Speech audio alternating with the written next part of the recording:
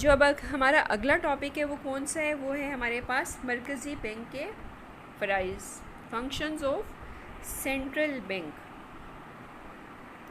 इससे पहले हमने तिजारती बैंकों के फ़राइज़ पढ़े थे। तिजारती बैंकों का मैंने आपको बताया था कि तिजारती बैंक और जो सेंट्रल बैंक होता है किसी भी, उसमें थोड़ा सा फ़र्क होता है।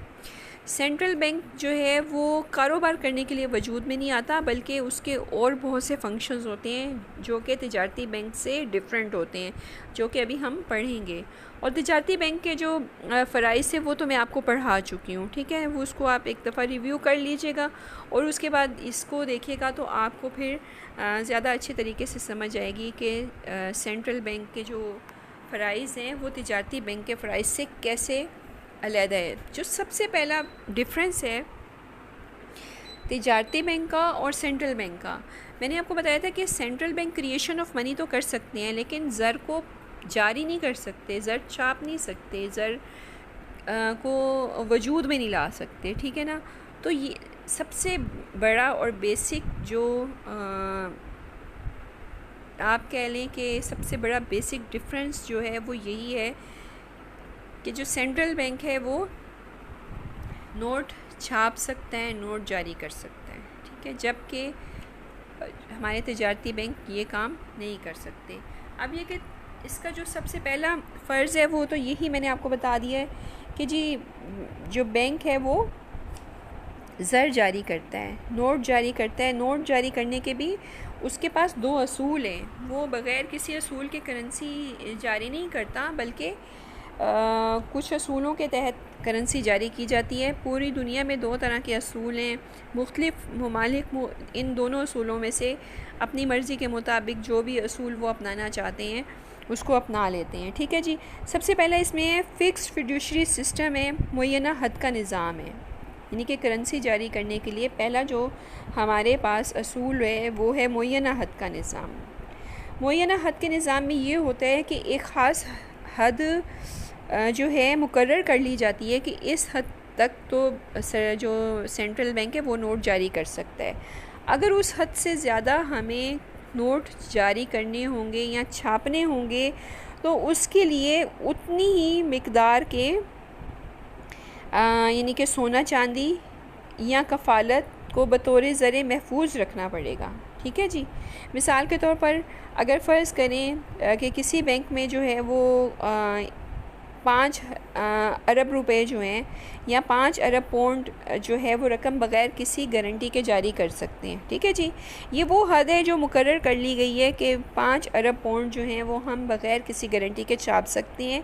अगर इसके बाद 1 करोड़ पौंड हमें और ज़रूरत पड़ जाती है पैसे छापने की, तो हमें 1 करोड़ पौंड के बराबर सोना चांदी ज़र नक़द की सूरत में या ज़र मुबादला ज़र नक़द की सूरत में मुय्यना हद के निज़ाम के तहत हमें अपने पास रखना होगा। इसके बगैर हम फिर मज़ीद नोट नहीं छाप सकते, ठीक है जी। अगर हम ये चाहते हैं कि हम इस हद को चेंज करें तो ये पार्लियामेंट से हमें मंजूरी लेनी होती है। पार्लियामेंट से मंजूरी लेने के बाद हम इस हद को चेंज कर सकते हैं। मिसाल के तौर पर अगर हम कहेंगे कि जी हम 30 करोड़ रुपए छाप सकते हैं और बैंक 40 करोड़ रुपए चाहता है कि हर साल छपें या जब भी ज़रूरत पड़े, तो 40 करोड़ जो है वो मुय्यना हद का निज़ाम उस पर लागू हो, तो उसकी मंजूरी हमें सेनेट से, पार्लियामेंट से लेनी पड़ेगी, ठीक है जी। पार्लियामेंट से लेने मंजूरी लिए बगैर हम इसको नहीं छाप सकते। इसमें थोड़ा सा ये प्रॉब्लम है कि ज़र का जो निज़ाम है वो गैर लचकदार हो जाता है। ज़र को अगर फ़ौरन ज़रूरत पड़ जाती है तो हम फ़ौरी तौर पे ज़र नहीं छाप सकते, ठीक है जी। दूसरा जो निज़ाम है वो बैंकिंग सिस्टम है या प्रोपोर्शनल रिज़र्व सिस्टम है।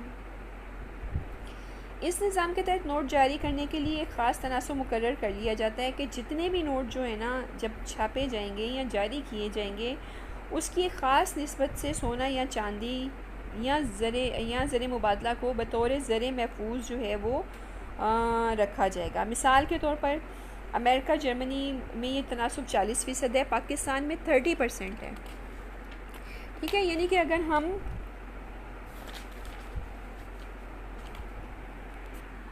ये देखिए यानी कि अगर पाकिस्तान में जो मरकज़ी बैंक है वो 100 रुपये की करेंसी नोट जारी करना चाह रहा है तो उसको 30 रुपये मालियत का जो सोना चांदी या ज़र मुबादला रिज़र्व में रखना पड़ेगा। 30% जितने भी हम नोट छापेंगे उसके 30% के हिसाब से हमें ये चीज़ें रिज़र्व रेशो में अपने पास रखनी पड़ेंगी। इसके तहत इसमें यह फ़ायदा है कि एक तो ज़र का निज़ाम लचकदार हो जाता है। अगर किसी मुल्क में ज़रूरत पड़ने पर अगर आपके पास सोना चांदी या ज़र मुबादला मौजूद है तो आप मज़ीद 30% रिज़र्व रखें और बैंकिंग के असूल के तहत आप अपने नोट जारी कर लें। लेकिन बाज़ औक़ात ऐसा होता है कि अगर आपके पास रिज़र्व रेशोज़ इतने नहीं हैं कि आप बैंकिंग के असूल के तहत रकम जारी कर सकें, तो क्या होता है आप डेफिसिट फ़ाइनेंसिंग करते हैं। डेफिसिट फ़ाइनेंसिंग में ये होता है कि बग़ैर भी किसी गारंटी के आप नोट छापते हैं। ये बहुत अमल जो है ये बहुत कम किया जाता है क्योंकि इससे इन्फ्लेशन वाक़ई हो जाता है। जब आप बग़ैर किसी गारंटी के नोट छापेंगे और वो गर्दिश में आ जाएंगे तो चीज़ों की कीमतें बढ़ जाएंगी, चीज़ों की मिक़दार तो उतनी रहेगी। इस तरह से ज़र की कदर को मुस्तहकम रखने के लिए जो है मॉनेटरी पॉलिसी जो है बैंक को कोई ना कोई अपनी बनानी पड़ती है ताकि ज़र की कदर मुस्तहकम रह सकें। फिर इसका जो दूसरा सबसे बड़ा इसका जो पॉइंट है वो ये है कि ये हुकूमत का बैंक है, बैंक ऑफ द स्टेट्स है। ठीक है, बैंक ऑफ द स्टेट का क्या मतलब है कि जितने भी हुकूमत होती है ना वो अपनी तमाम तर वसूलियाँ अदायगियाँ इसी बैंक के ज़रिए करती है, जो भी नेशनल इंटरनेशनल होती हैं। ठीक है जी। फिर गवर्नमेंट को ये मशवरे भी देती है कि आप माली मुशीर के तौर पे, ठीक है, कि क्या आपने वक्तन फ़वक्तन कौन से किस तरीके के तहत काम करने हैं, किस तरीके के तहत आपने कर्ज़ वसूल करनी है, किस तरीके के तहत आपने कर्ज़ जारी करने हैं। फिर ज़र मुबादला भी यही बैंक जारी करता है, इसी के पास ज़र मुबादला भी मुल्की और गैर मुल्की करेंसियों में जब हम तिजारत करते हैं, बैनुल अक़वामी तिजारत के नतीजे में जो हम ज़र मुबादला हासिल करते हैं वो भी इसके पास सेफ़ रहता है और अदायगियाँ भी यही बैंक करता है। ठीक है जी। फिर दरामदी बरामदी जो पॉलिसी होती है, एक्सपोर्ट इंपोर्ट जितनी भी पॉलिसीज़ हैं वो इस स्टेट बैंक के मशवरे से ही तैयार की जाती हैं। अगर हमारे पास बहुत ज़्यादा ज़र मुबादला मौजूद है तो हम इंपोर्ट में थोड़ी नरमी कर लेते हैं। अदरवाइज़ अगर हमारे पास ज़र मुबादला मौजूद नहीं है, क्योंकि हमें जब हम चीज़ें अपने पास मंगवाएंगे या इंपोर्ट करेंगे तो हमें ज़र मुबादला की सूरत में अदायगी करनी होती है। अगर हमारे पास ज़र मुबादला कम होगा तो हमें अदायगी करने में मुश्किल होगी और हमारे पास ज़र मुबादला कम रह जाएगा, तो जिसकी वजह से हम फिर इंपोर्ट पे पाबंदी भी लगा सकते हैं या उस पर डिफरेंट तरह की जो कंडीशंस हैं वो रख सकते हैं। ठीक है जी। फिर ज़्यादातर माली अमूर की निगरानी करना, उनकी जांच पड़ताल करना, वसूलियाँ अदायगियाँ, ज़र मुबादला का हिसाब किताब, मॉनेटरी पॉलिसी बनाना, ये सब का सब जो है वो हमारा स्टेट बैंक ऑफ पाकिस्तान जो है वो करता है। फिर जी अगला जो है इसका वो है ये बैंकों का बैंक होता है, बैंकर्स बैंक है। जितने भी तिजारती और ताउनी बैंक जो हैं हमारे मुल्क में काम कर रहे होते हैं वो सब के सब इसी की पॉलिसीज़ पे चलते हैं। जो पॉलिसीज़ ये बनाता है उन्हीं पॉलिसीज़ पे इसको अमल करना होता है। इसी पॉलिसी के तहत जो है तिजारती बैंक भी कर्ज़े जारी करते हैं, तिजारती बैंक जो हैं वो भी बिल ऑफ एक्सचेंज डिस्काउंट करते हैं। इसी के मशवरे से, मरकज़ी बैंक के मशवरे से ही कोई तिजारती बैंक अपनी ब्रांच खोल सकता है और उनके सरमाए का निगरान भी यही होता है। मुश्किल वक्त में भी ये बैंक से मदद लेते हैं, सेंट्रल बैंक इनके लिए मदद करता है अगर इनके पास कोई प्रॉब्लम आ जाए, क्योंकि ये उनके पास रजिस्टर्ड होते हैं और लोगों को भी एतमाद होता है कि जी तिजारती बैंकों पे लोगों को इसीलिए एतबार होता है कि ये सेंट्रल बैंक के पास रजिस्टर्ड होते हैं। उन्हें पता होता है कि अगर इनके ऊपर कोई प्रॉब्लम आएगी तो सेंट्रल बैंक इनकी यकीनी मदद करेगा और सेंट्रल बैंक ही इनकी जो मॉनेटरी पॉलिसी है उसको मुकम्मल तौर पे कंट्रोल कर रहा होता है। फिर धाती ज़र और ज़र मुबादला का मुहाफ़िज़, जैसे मैंने आपको बताया है कि सेंट्रल बैंक ही तमाम जो मुल्की करेंसी है जो ताजरों को अदायगी करते हैं, जो ज़र मुबादला लोग बाहर से भेजते हैं ये, और यहाँ जो गैर मुल्की करेंसी में जिन्हें सेंट्रल बैंक ने अपनी अदायगी करनी होती है, ये सब के सब जो हैं सोने चांदी के ज़खायर, ये सब के सब जो है सेंट्रल बैंक के पास ही जमा होते हैं। फिर lender of the last resort है कि अगर कोई तिजारती बैंक डूबने लगे या उसके पास इतना सरमाया ना हो या वो अपनी कुछ गलत पॉलिसियों से नुकसान में चला जाए, तो सेंट्रल बैंक ही ऐसे वक्त पे जाके कमर्शियल बैंक की मदद करता है।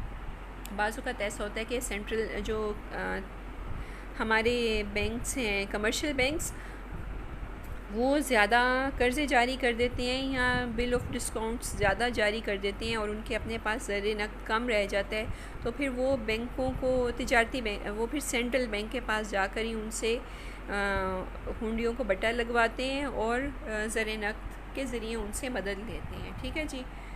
अगर वो सेंट्रल बैंक उनकी मदद ना करे तो शायद बाज़ औक़ात ऐसी सूरत हाल हो जाए कि तिजारती बैंक जो है उसके लिए काम करना मुश्किल हो जाए। फिर क्लियरिंग हाउस का काम करते हैं। आप देख लें कि बाज़ औक़ात हम एक बैंक के चेक दूसरे बैंक में, दूसरे बैंक के पैसे तीसरे बैंक में जमा करा रहे होते हैं। ड्राफ्ट्स हैं, चेक्स हैं, ट्रैवलर चेक्स हैं, ठीक है। इसके अलावा जितने भी जदीद हमारे इंस्ट्रूमेंट्स हैं उन सब के ज़रिए जो लेन देन हो रहा होता है, तो मुख्तलिफ़ बैंकों के नुमाइंदे दिन में 1 या 2 मरतबा सेंट्रल बैंक में जाकर मीटिंग करते हैं और ऑफिस का हिसाब किताब क्लियर करते हैं। ठीक है।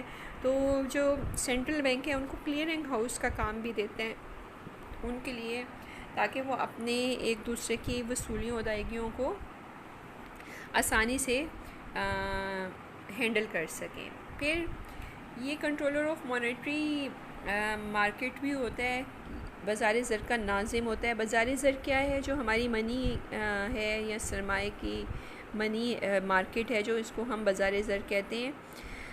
अब मैंने आपको पहले भी बताया था कि बाज़ार ज़र को कंट्रोल करने की क्यों ज़रूरत पेश आती है कि अगर हमारे पास ज़र की सप्लाई ज़्यादा हो जाए तो फिर हमारे पास इन्फ्लेशन हो जाता है, और अगर सप्लाई ऑफ मनी कम हो जाए तो क्या होता है? फिर डिफ्लेशन हो जाता है। दोनों के अपने अपने